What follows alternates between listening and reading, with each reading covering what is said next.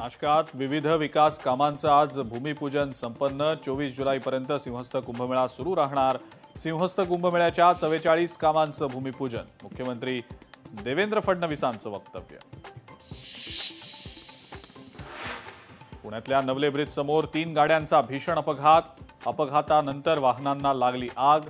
दुर्घटनेत 5 जणांचा दुर्दैवी मृत्यू झाल्याची माहिती।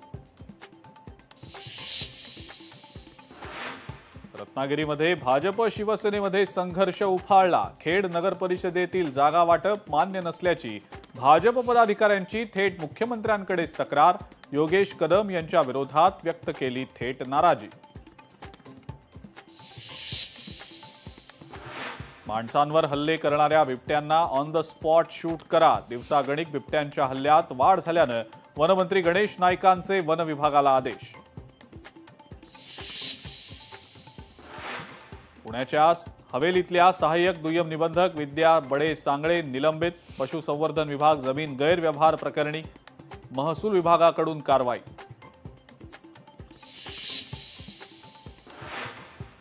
मुंबईमध्ये कचरा संकलनात 3000 कोटींचा घोटाळा। कचरा वेचक कर्मचाऱ्यांचाच आरोप। धोकादायक गाड्यांमधून प्रवास करतायत कचरा वेचक कर्मचारी।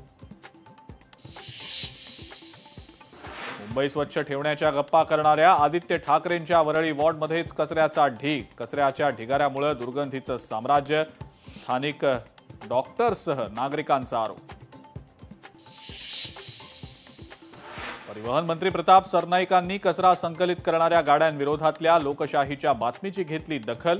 सरनाईकांनी या गाड्यांवर कारवाईचे दिले निर्देश।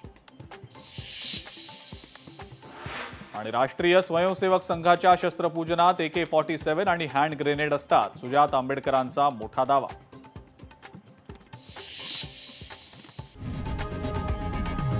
लोकशाही मराठी ऐका, पहा, जागरूक रहा।